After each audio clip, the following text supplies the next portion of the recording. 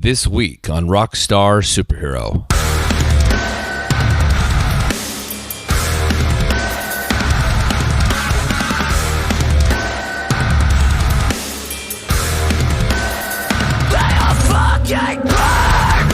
Ethan Harrison, the powerful voice behind the amazing metal band Great American Ghost, is a man who does not mince words.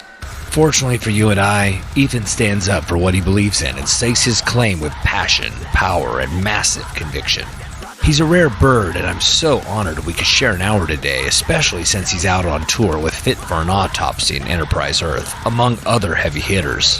Whether it's a discussion of what ails our world or a chat about the significance of our families, Ethan is all in. A revelation on the stage and off, I can proudly claim him to be my friend. I'm sure we'd kill a game of Monopoly as well since, it's about accruing wealth and destroying the lives of others. This is the truth and the power and the glory of Ethan Harrison, the vocalist for the madness that is Great American Ghost on Rockstar Superhero.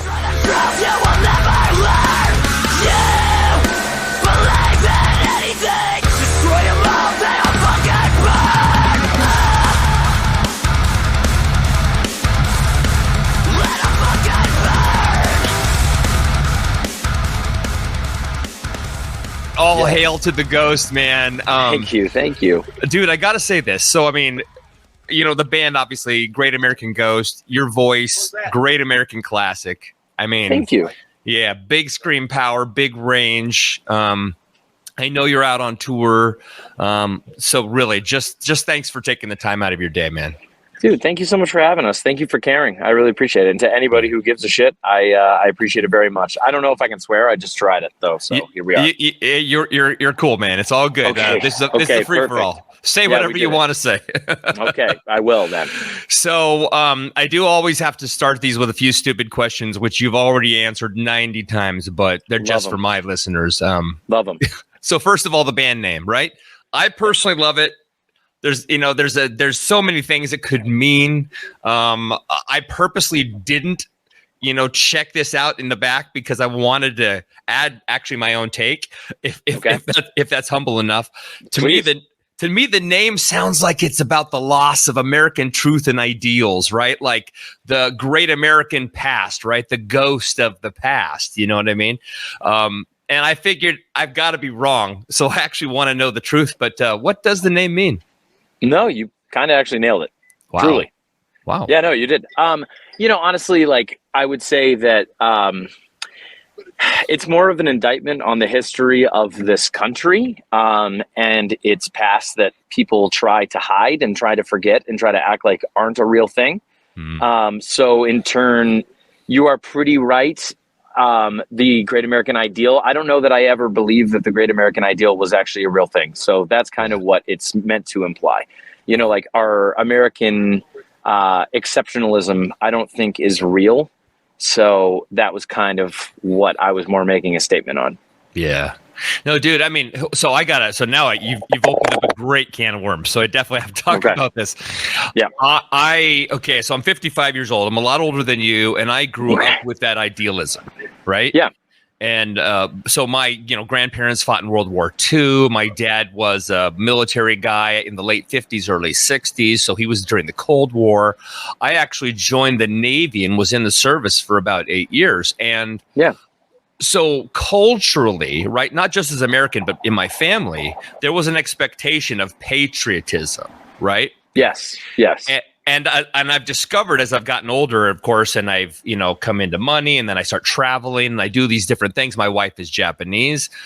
I've seen a lot of the world, and the world isn't necessarily less than. It's just so different than our world, right? Yeah. You talk about that idealism, but yeah, there's an elitism that goes with who we are as a culture, and we're trained to think we're better, right? It's like cultural racism, and it totally sucks. Yeah, it's exhibited in every single way. If you look at a world map, you'll see that North America is exponentially larger or about the same size as the continent of Africa. When in actuality, the continent of Africa is geographically like 3 or 4 times the size of all of North America. So it boils down to every little detail is this like cultural elitism, as you said it. Like, it's not exceptionalism. And you learned yourself, and thank you for your service, by the way. I appreciate it. I have no problem with anybody who's served. My father is a veteran, and I have a lot of friends that are veterans. I just think that, I'm the son of immigrants, and my mother was always like, whenever there was like that American exceptionalism or elitism, she was always the first to be like, that's weird. Like, what you're doing or what they're teaching you is very strange. Like, the way we treat our flag, or the fact that we do a Pledge of Allegiance every single day at school, and we talk about God in that Pledge of Allegiance, it's all very odd. And like, Americans don't think it's strange, but the rest of the world they don't think that we're the end all be all of nations. And I think that that's an interesting dynamic that Americans don't really understand, is that we think that we are this thing to the rest of the world, when in actuality, we're just another part of the crowd to a lot of people. And that doesn't mean that we're not great at certain things, but we're also really bad at other things. I mean, like, we don't take care of the homeless population. We have an extremely bad healthcare system. Our education system is in the middle somewhere. I mean, there's a lot of things that like we're not really taking care of. And so I'm not really sure that the exceptionalism is realistic. I think in some ways it is. I'm very proud to be American. I'm very proud to be who I am. I'm very proud to be the son of immigrants. Some people would say that that's not okay. Some people are purist Americans, and those are the people that I have a sincere problem with. I don't think that that's a valuable way to look at the world at all. Yeah. What dirt you were born on isn't the most important thing about you. Yeah, for sure. And in addition, when so many people who became quote unquote Americans, right? And what's interesting too is we've actually taken that word away from South America. We've made it about us. America. Yeah, right. Us. Yeah. It's a very interesting dynamic. But those people that were leaving Europe, and specifically England, were leaving because of the influence of the Anglican Church. Yes. And what I find so interesting, and I grew up in the church. I'm a man of faith. I mean, I'm a human, though. I mean, I'm not gonna, I don't like put it on anybody. No, absolutely. But all that being said, there's this cultural lie that says America was founded as a Christian nation, and that's not even kind of true. And and you'll get in arguments with people who go to church with you, or read the history on the internet that serves their particular agenda, and it's immensely frustrating to dive into that, because you realize there's no fixing it. People want to be right, and look at our economy, look at our culture, look at our society now. It's all based on levels of how much can I get from this influence, how much can I be right, and how much can I sway people to my opinion so we can dominate the others. It's really about bullshit, selfish bullshit, and it's not about the God forbid I use the word communism, but it's not about the community. It's not about people. It's about me. Yeah. Well, that's the capitalist lie, right? I mean, that's what we've all been taught, is that you need to go out and get yours, right? You need to step on the throats of people that are less fortunate than you so that you can get your piece. But in actuality, what you're not realizing is that you're getting 130th of the piece of pie that you're owed. In actuality, I mean, in my opinion, the biggest problem in this country is that people are not aligned with their class. And the truth of the matter is that we are all, in fact, poor people. If you're hearing this, you are a poor person. Like, wealthy don't listen to the podcast. Like, you're right, exactly. So like the true wealthy, the people who own the 1% of wealth in this country or in this world, they don't listen to podcasts about Great American Ghosts. So if you're hearing this, like, you are in fact a poor person. You are closer to being homeless or unhomed than you are to being wealthy. And the lie that you've been fed is that, you're one great choice away from being a billionaire, but in actuality, you're about one paycheck away from being unhomed. Right. So, if you are having a problem with people based on their class or because you think that they're lesser than you, in actuality, what you should be doing is talking to those people about the inequity that you're experiencing and they're experiencing all at once. And we should be realizing the fact that if we were to come together then we would be able to control the means of production. And that is the most valuable thing we can do. I mean, the pandemic showed us that if we all just stop doing this thing, it all stops, right? So it's like, and you said something interesting that I wanted to touch on. And I believe that the internet is a great thing and an evil thing all at one time. And, it's like you have the Library of Alexandria in your pocket, right? But in actuality, what you also have is this tool that will always prove you right. If you type the right thing in, it will always prove you right. And it is such a dangerous echo chamber for people to experience, the grandiosity of being essentially a god, like a veritable intellectual god. It's like, oh, I knew that was right. I knew that was true. I had a conversation with a friend the other day, and it doesn't really even matter what it was, but he sent me a screenshot of Google and his opinion was in it and it was right. And then I did the exact same thing and I sent him a screenshot of Google and my opinion was the right one. I was like, dude, you don't get it. Like, there is information on this planet that you can obtain, but if you just plug it into a search engine, it's always going to tell you you're right. And that is an extremely dangerous thing that people are now experiencing. And again, in actuality, what it is that we're all just poor and we should all rise up and stop the means of production so that we can take over.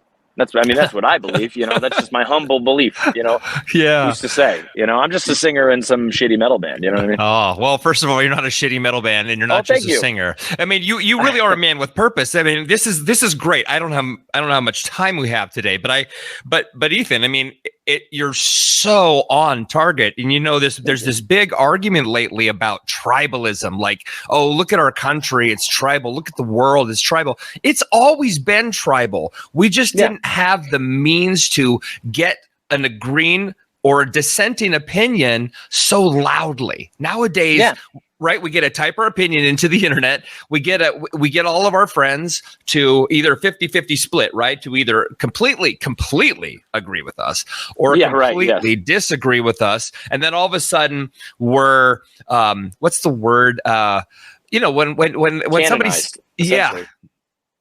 Yeah. I mean, it's insane.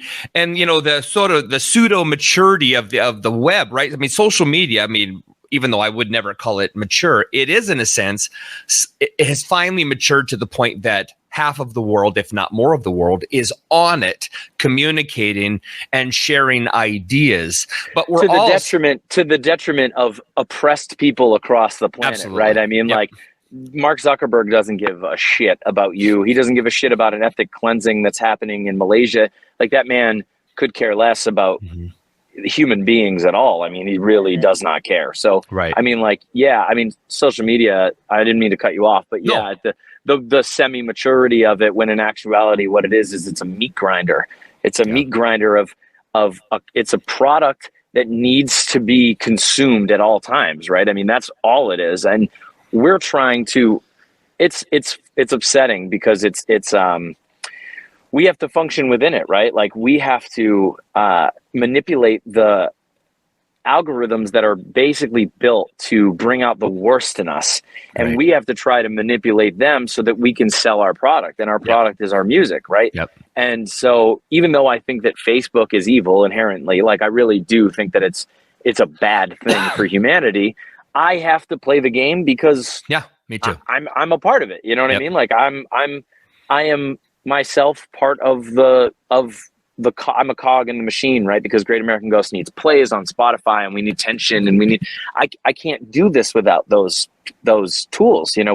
We've created this world where those things are what make us function, right? So my product has to be proliferated across all of these networks, when in actuality, I think that these networks are total nightmares, but that's life. And it's funny. I don't know if you read the Facebook papers, but they made, essentially, the people at Meta, they made, it pains me to call them that. The people at Facebook made a fake person, right? A person that wasn't actually a real person. She was a mother, in California or something. They just created it because they wanted to see how long it would take. And it took something like 6 weeks for her to be getting, Holocaust denial. They didn't even they didn't even use the thing. And they know how bad it is, how it manipulates the worst parts of humanity into believing the worst things, because the worst things are what make people react, right? Because when I see someone denying that the Holocaust happened, it makes my blood boil and it makes me want to tell them that they're wrong, right? Yes. But they love that. They want that. That's the cog. That's the machine chewing the meat, right? I mean, it's all very difficult. It's all very evil. But, here I am using it anyway. I'll probably share this on Facebook. So, what kind of hypocrite am I? Well, I mean, I hope you do, because I would love I would love people to hear this conversation. But something I have to say this is we live in a world, and listen up, kids, because what I'm about to say, I believe is valuable. It may not be right, but it's valuable. Is we live in a world where everything is mutually exclusive.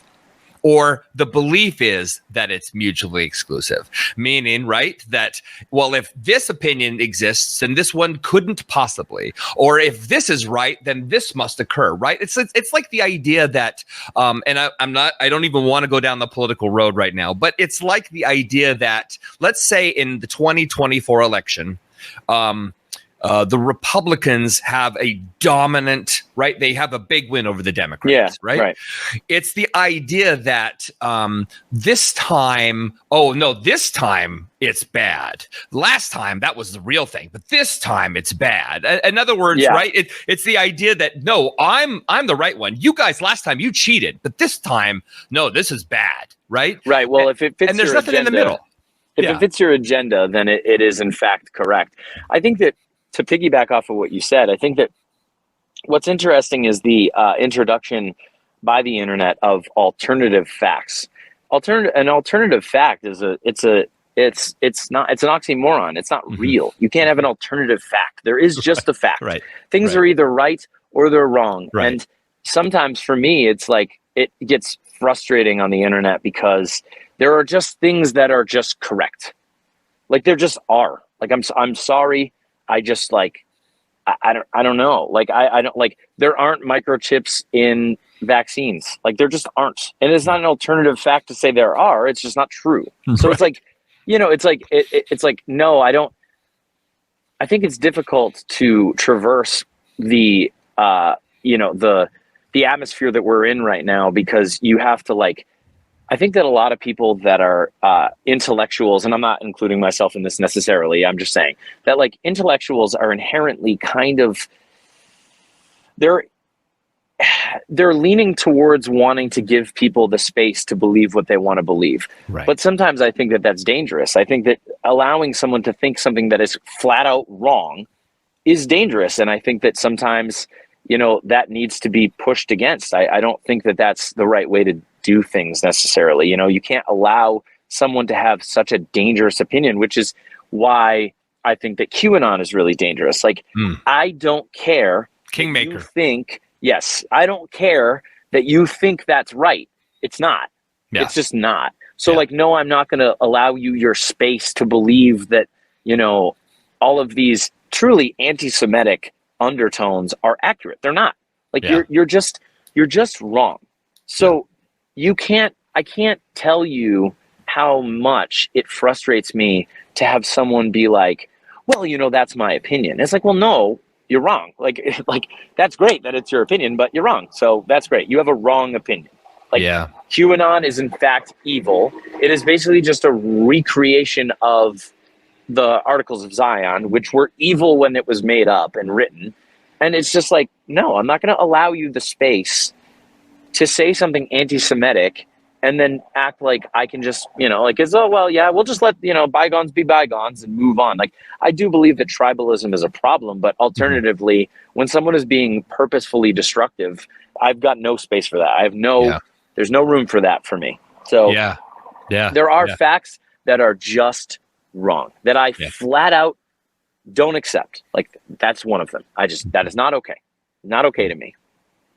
Yeah. I'm telling you, Ethan, I mean, we're two of a kind, brother. If your drummer ever leaves, I'm your guy. Perfect, yeah. But yeah, man, we could go down this road forever.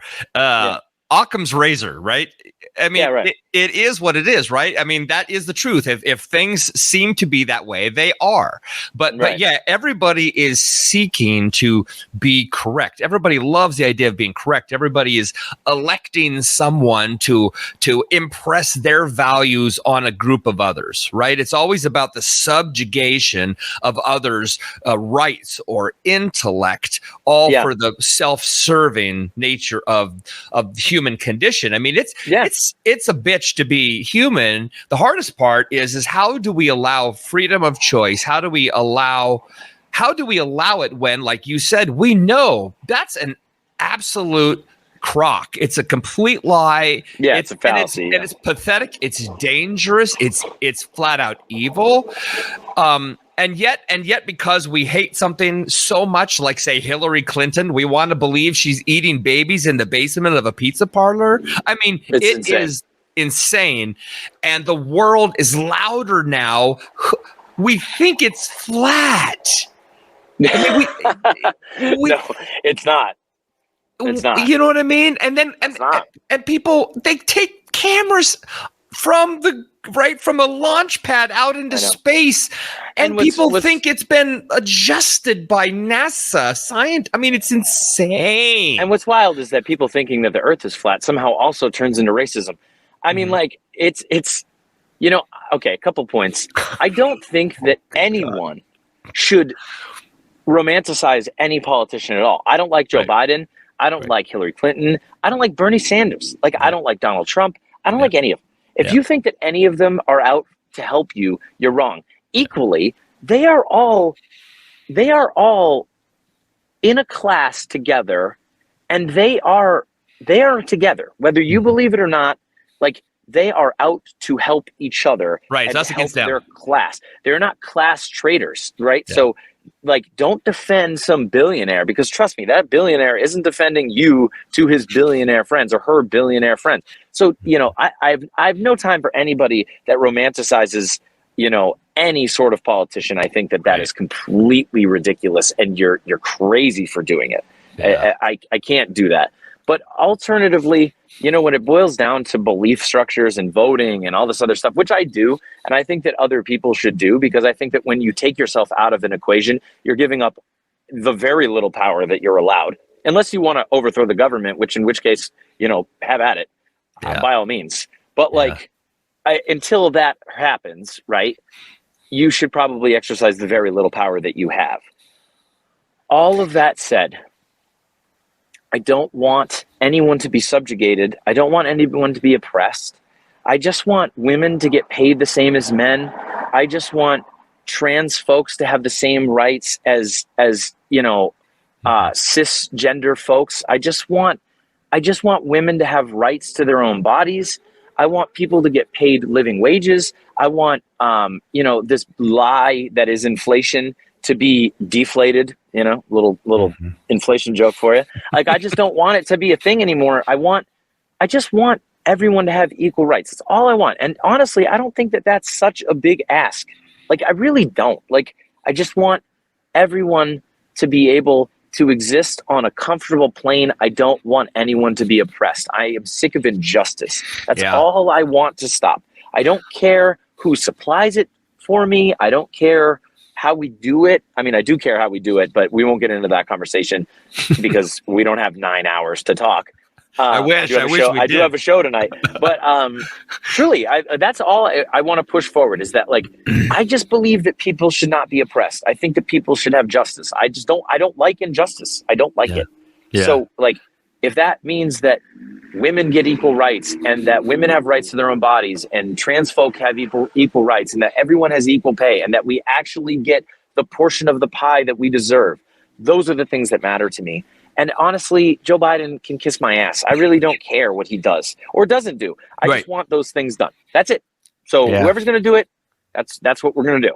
That's it. That's all I care about.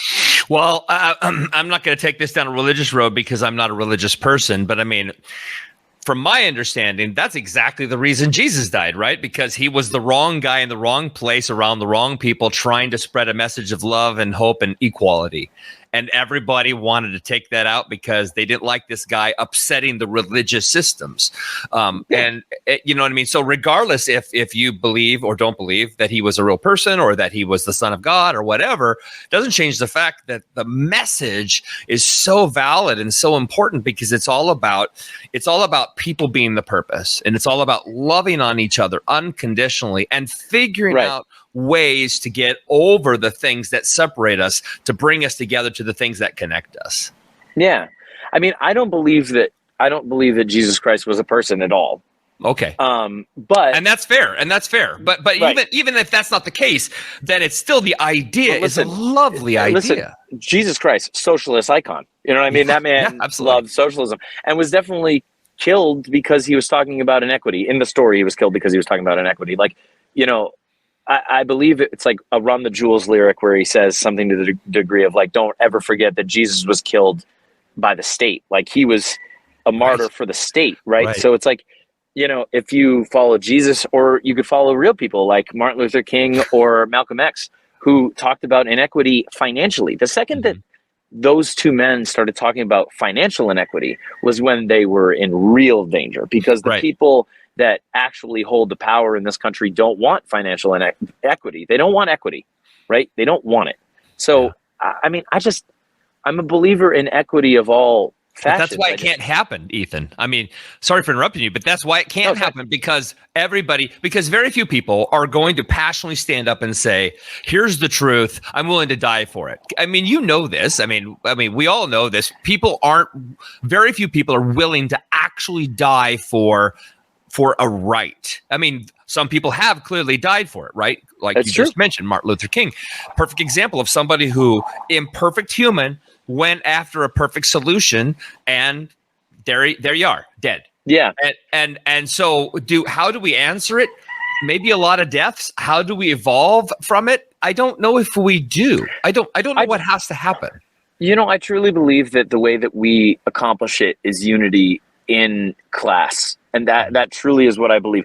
I'm not a communist. I'm not necessarily even a socialist. I'm a collection of a lot of things. But truly what I believe is that if you were to unite, you know, on a class level, if we push aside race, which isn't a real thing, it's just a human construct. Right. Race is a made up thing. Real. Right. It's a made up thing. Yep. Just like gender is a made up thing, just like sexuality is a complete made up thing. None of those things are real. Like, you like what you like, or you are what you are, you look like what you look like. None of that stuff's real, right? But if we unite by class and we search for equity, I don't believe that everyone that does it has to die. I think that what has to happen is that 100-aires need to stop defending billionaires.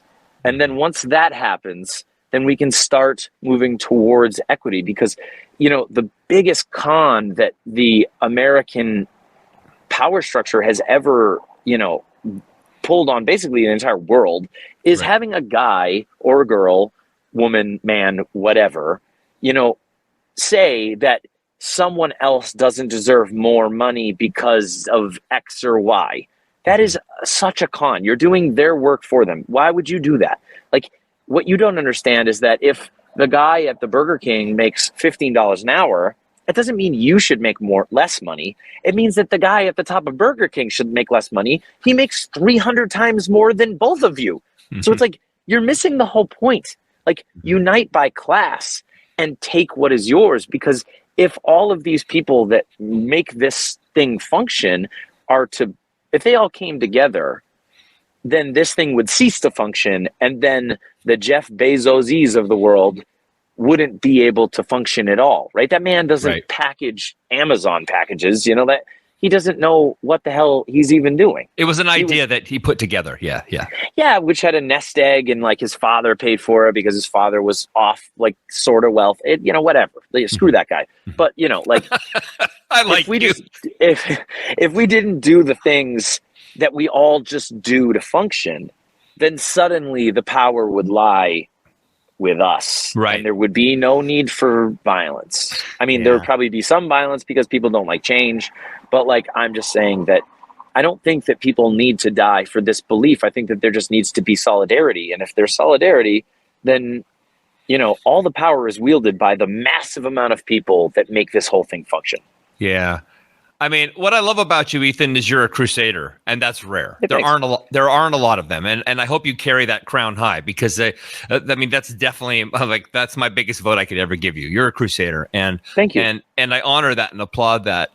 But not my rebuttal, and not to say you're wrong, because I think you're correct, but the but in the world is seeking to fill whatever you want to call it, the God-sized hole, the emptiness in ourselves, whatever it is, they're seeking to fill it. And I mean, the reason millionaires and billionaires exist, of course, is because they have a message, or they have a product that a whole bunch of people, not just a few people, like in metal. I mean, you and I both agree metal's an awesome genre, right? Yeah, I mean, it's my favorite. It's a blast. I mean, it's just the greatest thing ever. And yet, because it's not pop or traditional rock, it's never gonna maybe not never, but it's probably not going to ever have the reach that safer, simpler music would have, right? Yes. And that's the nature of things. People don't like challenge. We all talk about it that we do, but we don't. We want everything spoon-fed. It's easier that way. There's no compromise. There's no pain that way. There's no childbirth that way, right? And yet the best things come from pain. You don't learn. I mean, if I go to the beach, I learn when I get a sunburn to not lay out on the beach so long, right? Correct. But the only way I'm going to learn to not go out to the beach for too long is to get that sunburn. If you give me a salve and a fix and you rub it all over my skin, I'm never going to realize that regardless of the fact that I'm not getting a sunburn right now, I'm still getting freaking cancer. Yeah. Right? Because that's what's happening to people who are rubbing all that crap all over their bodies. Plus, you're sticky afterwards. It's disgusting. And sand is everywhere. Right? I hate the beach. But that's the human condition. We're seeking to fill the gap. And like a concept I have, I'm sorry, this is not a question, but I would love to keep talking about this. The concept I have is to surround yourself with 9 other people, right? Like I'm the thumb, and then I got 9 other people, right? What do I have now? I have 2 fists. I can block, I can punch, I can double punch, I can be regressive, I can be whatever I want to be. But it's the idea that if I just serve those 9 people, and they just serve, in other words, if we just serve each other, this is not tribalism, but it's saying that you only have so much bandwidth. Do your best for that small group, that family of people you love and trust and honor. And if everybody did that, and maybe I'm wrong, but if everybody did that, we wouldn't be screwed. I really, truly believe we can do anything if we just focus on a small group, our family, our wives, our children, our parents, whomever, and just love on them and do everything we can to support and honor and serve them and keep that intimate. And we can speak big truths, and hopefully they'll catch. But hopefully they'll catch within those small subgroups so they can enforce those ideas rather than, again, remaining tribal and making it us against them. Yeah, I mean, I respectfully disagree with that. I love that. I knew you would. I knew you would. I respectfully disagree with that. Okay, but hit me, man. Hit me. It's very attractive to put your head in the sand and take care of yours. And I don't disagree with the idea that you should. And I don't disagree with the idea that maybe that is a way to very slowly make the change. But, to speak to one of your points that you made, I think that all creatures on this planet are moving away from pain and towards pleasure. That's really all we're doing, right? Yep. I don't believe in a higher power. I don't believe in any of those things. I don't believe in an afterlife. I just think that we're moving away from pain and towards pleasure, right? Mm-hmm. So if that is the case, and as you said, people don't like change, and people don't like to fight for things. They don't really like a struggle. And I don't either. I don't really like struggling either. I'd rather eat the food that's right here rather than, walk 20 miles to eat the food that tastes better. I mean, we don't want to be on Survivor if we don't have to be. Yeah, exactly. Yeah. I'm not trying to sign up for Naked and Afraid. I'm good. I like my house, but I like being clothed and comfortable, not naked and afraid. Right. But I will say though that how long can a system apply pain before you have to move to pleasure? And if we are, if that's what we are as creatures, then there's got to be a breaking point. There has to be a moment in which humans at large have to say, this is too much. We can't do this anymore. We're pushed too far. And honestly, I believe that it's closer than you think. I really do believe that, this pandemic, for example, it's been really difficult for a lot of people. And I think a lot of people have realized that they're the only reason that this thing functions. They're the only reason this thing works, right? So if we're realizing that and we're all feeling the boot on our throat at this point, how long do we let it cut off our oxygen before we push back? And I really do believe that, I can't look at the uprisings that occurred in the wake of George Floyd and in the wake of all the people that were murdered by the police. I mean, how can I look at those times in our history and not feel like things are at least moving in a direction of change? I can't do that. I think that people, if you're looking at their base instinct, they have felt enough pain. They want pleasure. And by pleasure, I mean equity. And equity is something that can be attained. It's just that people need to, think about the conversation that we're having right now. It's awesome. It's just two cis, I don't want to assume this, but I'll just say, I am a cisgender white male. Yeah, I'm not oppressed. I'm not saying that I am oppressed, Sure. But this conversation is occurring. And that is important. I mean, those, and I'm not saying that cisgender white males are the most important group, because one of all.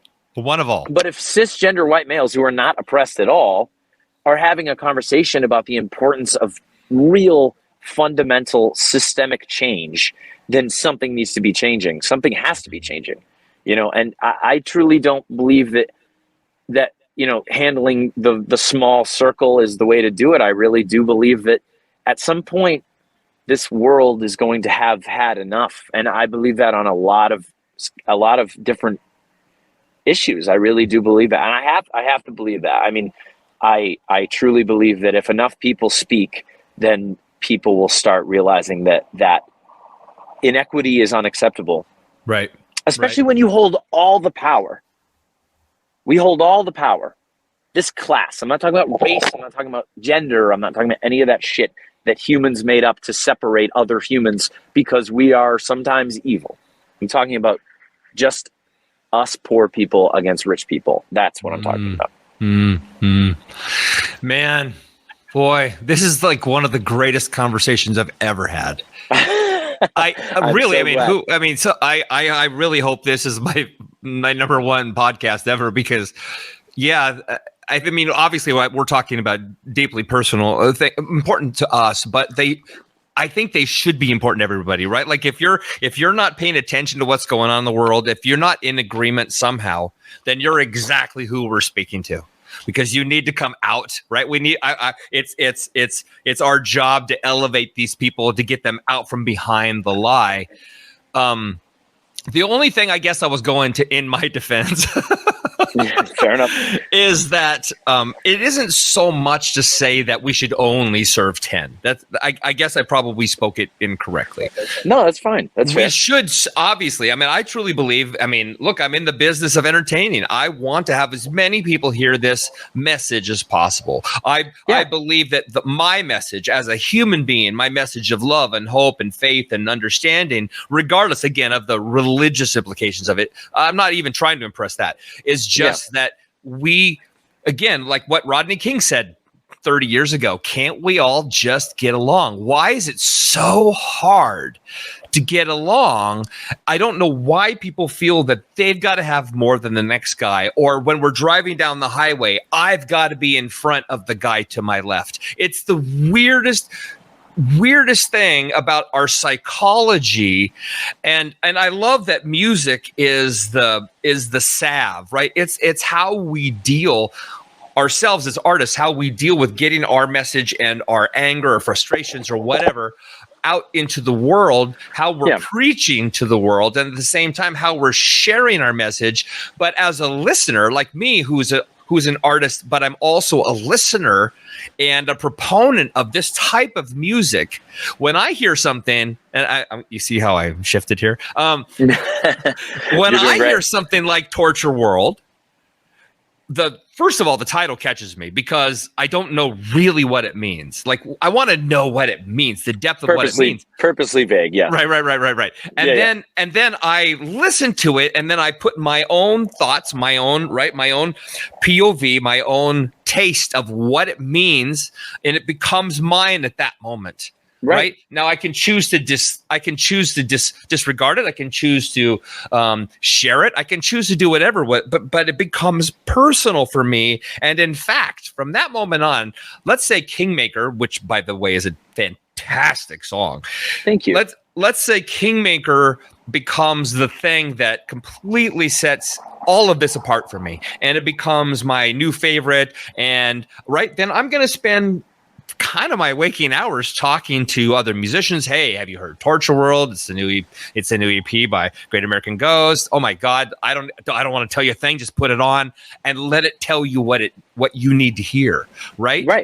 And at the same time, you're getting your message out there, and you're saying QAnon, politics, all bullshit. Get rid of the money. Get rid of this. Get rid of that. Yeah. And there's a whole group of people who are going to love 90% of it, but they're going to hate. They're going to hate the fact that you said we shouldn't have, right? We shouldn't we should be equal, right? Yes, right.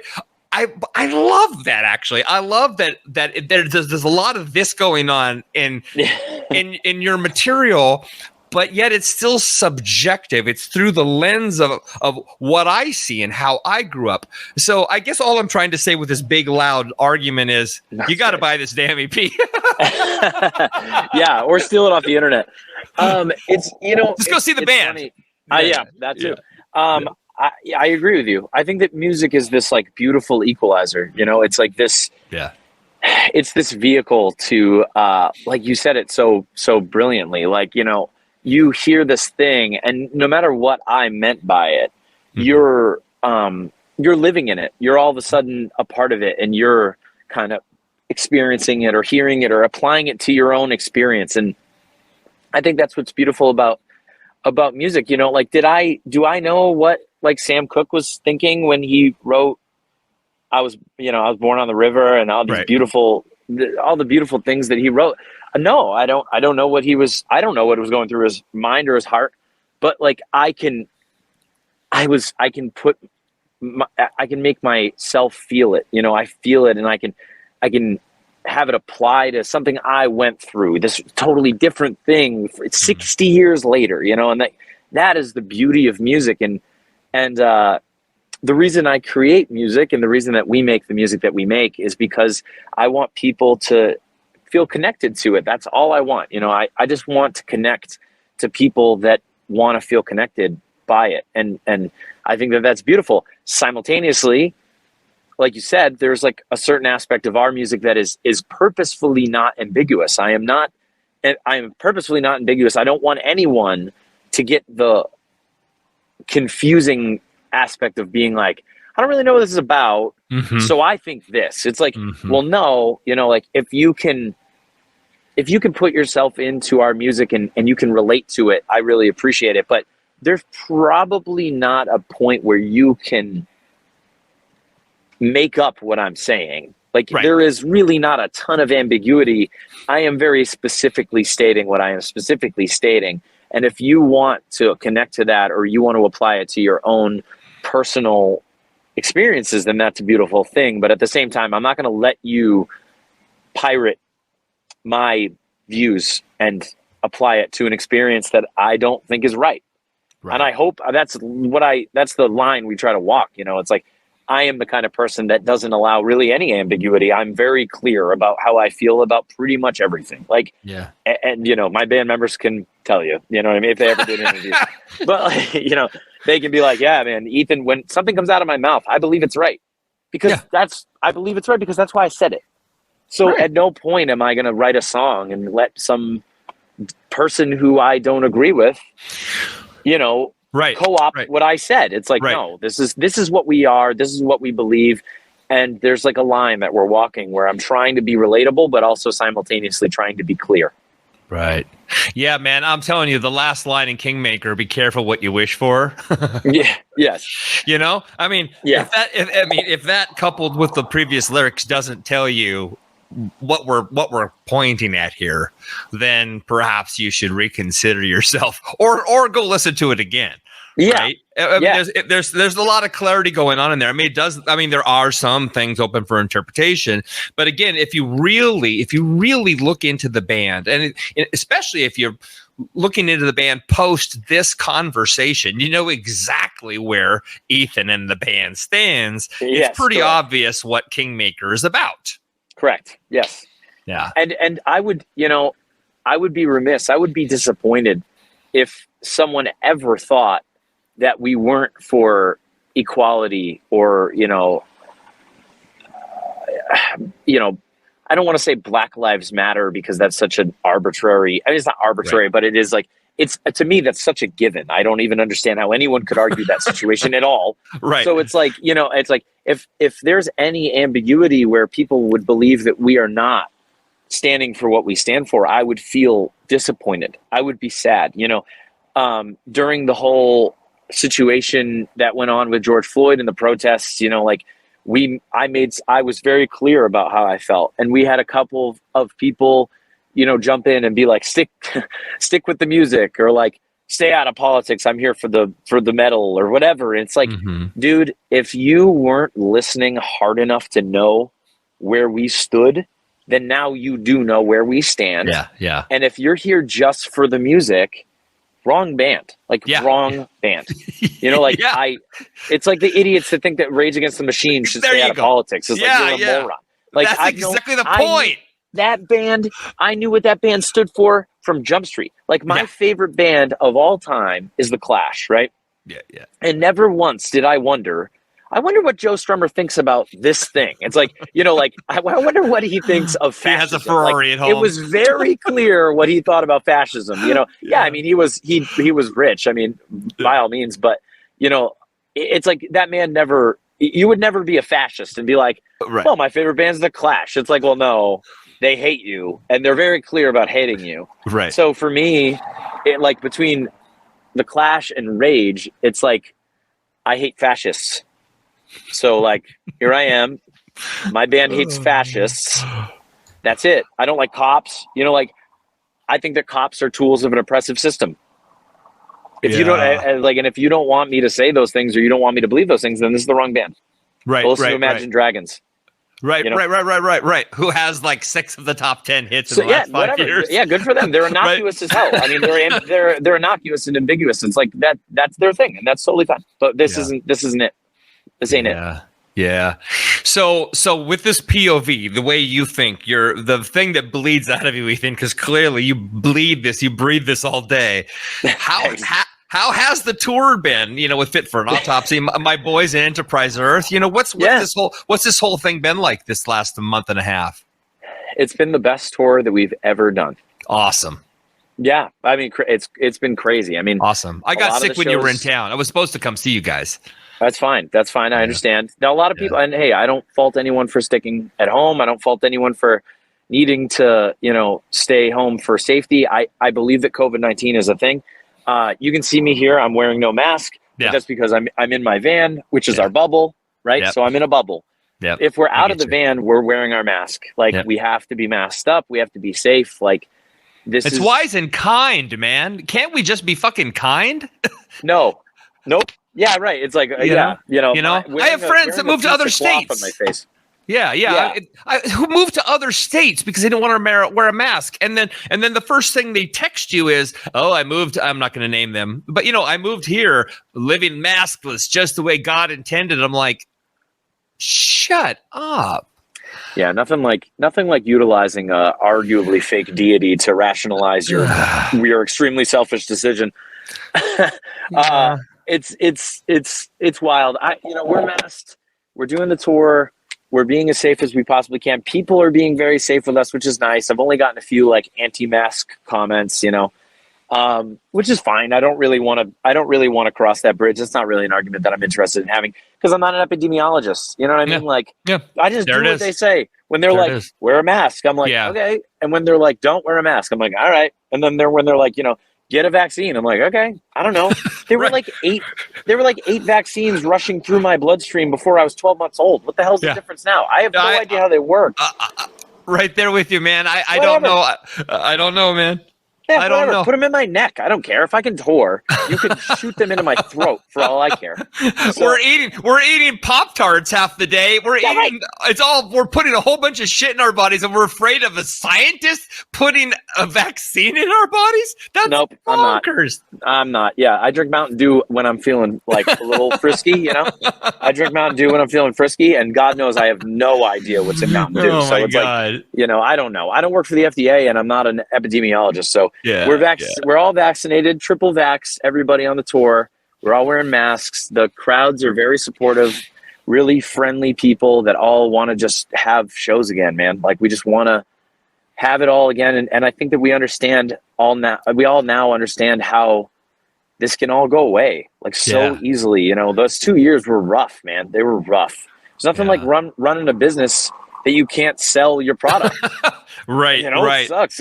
So it's like, it was hard. So we're all just trying to make this thing continue. And I just want people to be okay. I just want them to be safe, you know? And so I don't want anyone to die because of us. And I don't also want to live in my house in fear. You know, I think that there's a balance that can be struck between those two things. And we're living that balance right now on this tour. And it's giving us really good results. We've got great shows, and I'm actually really sad. We're like almost done. We got like 10, 11, 12 dates left, and I'm sad it's going to be over soon, and it's going great. And then we go to Europe, where hopefully they'll be open.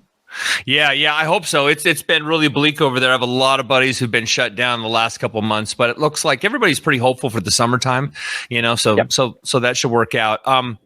You've been the most moderate conversation I've ever had probably in my life, and I regret that I don't get to hang out with you more often. So I do hope we can keep this turning somehow, you know, down the road. But I do want to ask this before I go. So one, I want to thank you for today. Thank you, because this has been really special to me. And I know it'll be special for our listeners because they're going to be challenged.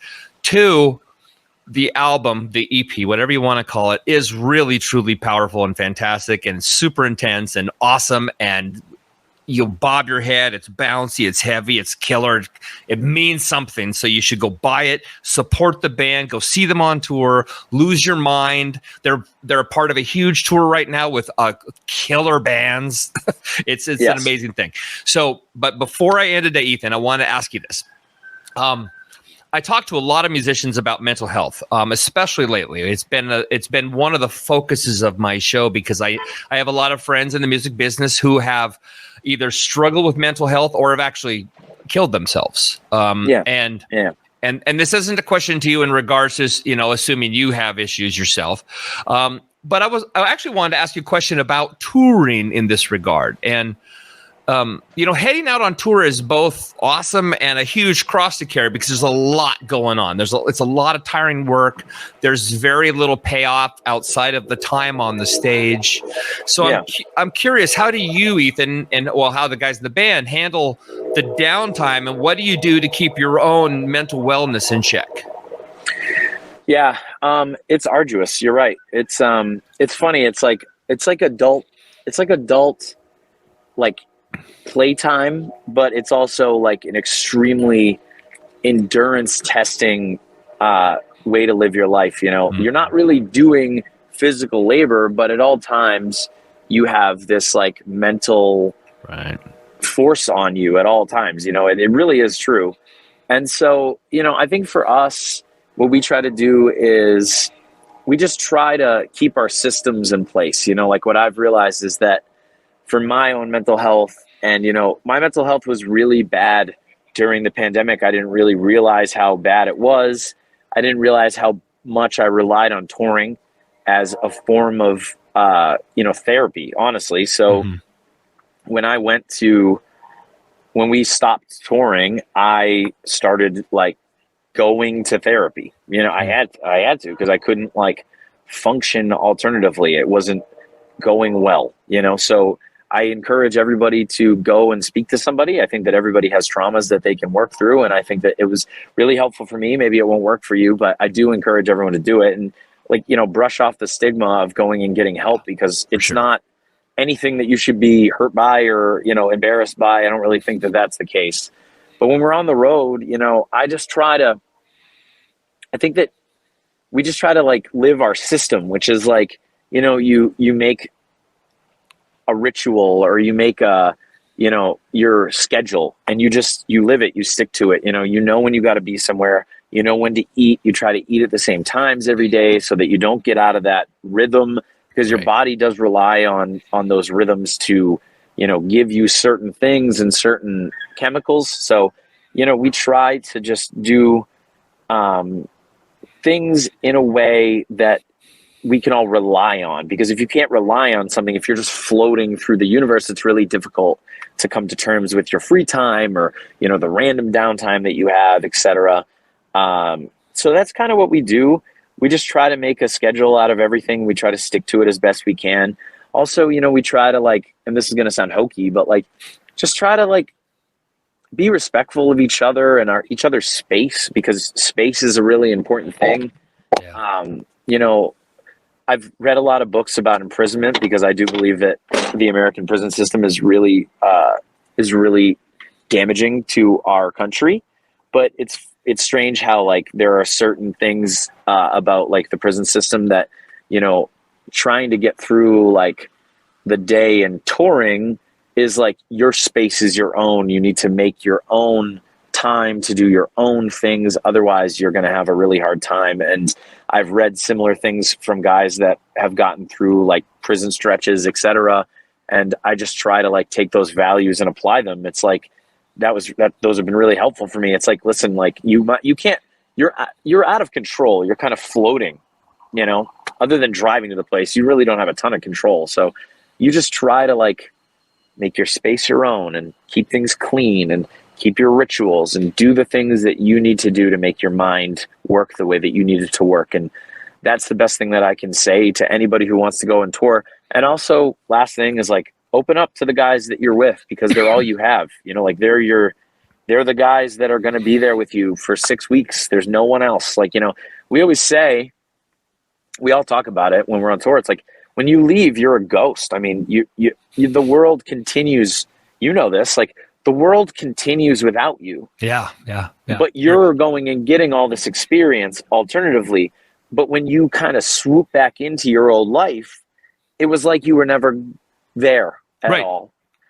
So it's like being a ghost. So those, 6 or 5 or 4 or 8 guys that you're with on the road, those guys are experiencing it the same way that you are. And so you need to be open to those guys. If you're having a hard time, then the best thing you can do is talk to the people that are with you all the time, because they know what you're going through, because they are literally going through it with you. Yeah. So those are my pieces of advice, I guess. Oh, that's awesome, Ethan, man. I'm telling you, dude, this has really been the most radical conversation I've had in a really long time. And I really love it. So thanks, bro. Thank you. This has been this is probably my favorite interview I've ever done. So it's been an honor. Thank you so much. Thank you. It was such a good time, and so good to meet you.